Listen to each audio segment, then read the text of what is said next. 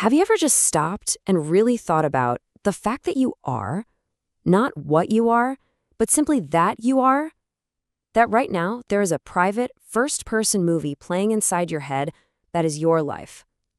Well, that's what we're diving into today, because we're taking on one of the single biggest mysteries out there, consciousness itself. Let me put it this way. Imagine a butterfly lands on a stone. Does the stone feel its wings? Of course not, right? A stone is just an object. It has no awareness.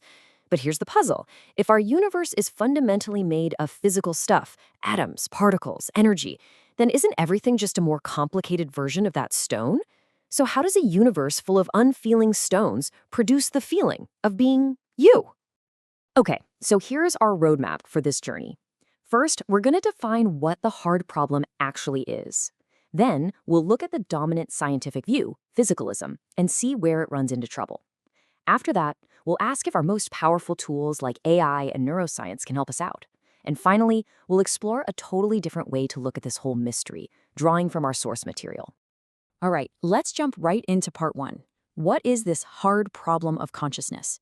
What makes it so, well, hard? So this term comes from the philosopher David Chalmers, and he made this really smart distinction between the so-called easy problems and the one true hard problem. The easy problems, which, by the way, are not easy at all, are things like how does the brain process data? How does it control behavior? But the hard problem is this. Why does all that processing feel like something from the inside? Why aren't we all just biological robots operating in the dark? You can really break the hard problem down into two key questions. The first one is about knowledge, the epistemic question. What is it actually like to be you, right now, having this experience? The second is about existence, the ontological question. How and why does a lump of physical stuff, like your brain, give rise to that inner experience at all? And this quote from Chalmers just nails it.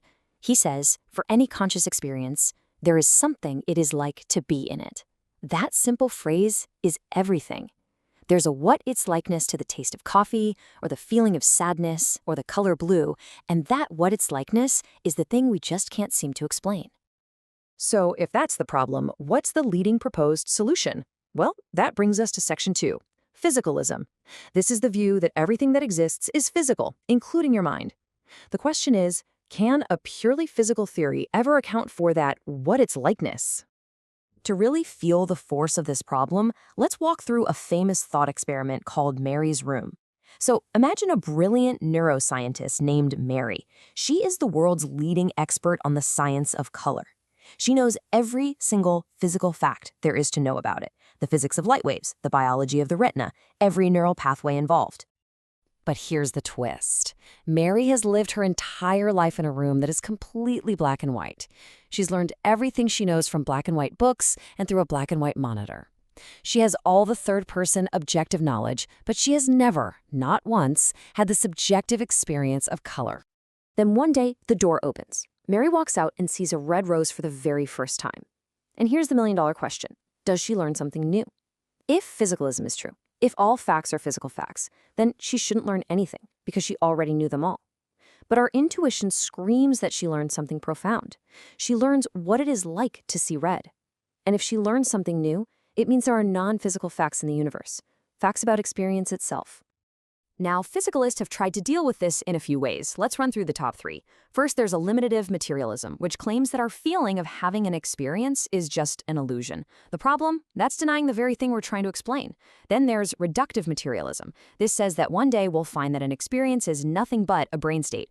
But that still doesn't answer why it feels like anything. And finally, you have emergent materialism, the idea that consciousness just emerges from brain complexity. But emerges is just a fancy word for somehow happens. It doesn't give us a mechanism, it just restates the mystery. Okay, so this brings us to part 3. If philosophy seems to be hitting a wall, can our best technology, I'm talking artificial intelligence and neuroscience, finally crack this code for us? Before we talk about AI, we need to understand a crucial difference: syntax versus semantics. Syntax is just symbol shuffling according to a set of rules. Think of computer code. Semantics, though, is the actual meaning behind those symbols. It's real understanding.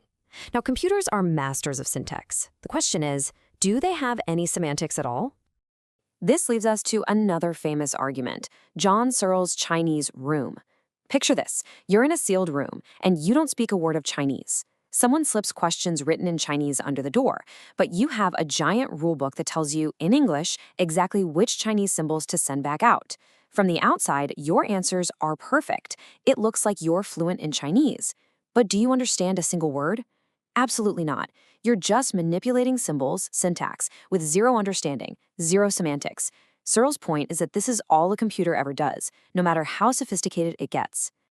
All right, so what about neuroscience? It's an incredible tool. We can put you in an fMRI scanner and see exactly which parts of your brain light up when you see the color red. But here's the thing. All it's doing is mapping a correlation. It shows us what happens in the brain when you have the experience. It can see the machinery running, but it can never ever get inside your head and see the first-person movie that is your experience. So the argument here is pretty straightforward. Neuroscience, as a practice, is built on physicalist assumptions. It studies the physical brain to understand the mind. But if physicalism itself has this massive explanatory gap we've been talking about, then neuroscience inherits that same problem. By its own rules, it's stuck on the outside looking in. It's simply not the right tool for solving the what it's like mystery. So, if physicalism seems to fall short, and even our best science and tech can't bridge the gap, where does that leave us? Let's move to our final section and explore a different framework for this whole puzzle, the theistic alternative. What we're really looking at here are two fundamentally different pictures of reality. In the physicalist picture, the mystery is profound. How does a universe of blind, non-conscious matter accidentally stumble into producing beings with rich subjective awareness? The theistic framework just flips the script. It starts from the premise that the ultimate source of reality is an all-aware, ever-living creator. And from that starting point, the existence of conscious beings like us isn't a shocking surprise. It's an expected outcome. Now, this is really important. This view doesn't reject science, not at all. It fully accepts all the data from neuroscience about the brain's mechanics. The argument is that it simply provides a metaphysical foundation, a bigger picture that has room for what science observes but cannot explain, the raw, undeniable fact of our own subjective experience. And this quote really brings this huge, abstract discussion right back down to a personal level. The author of our source material, Hamza Turtsis, encourages us to just stop and think about our conscious moments. He frames it as something priceless that we receive, moment by moment, something we don't earn or own. It's a shift from seeing consciousness as a biological fluke to seeing it as a profound gift. And so we end with this final question to think about. If our inner world, our awareness, isn't just an accidental byproduct of neurons firing in a meaningless cosmos, if it's something much more fundamental to reality, then what does that imply about us, about our purpose and our value? It's a fascinating thought because it suggests that the hard problem of consciousness ultimately leads us right to the door of the hard problem of meaning itself.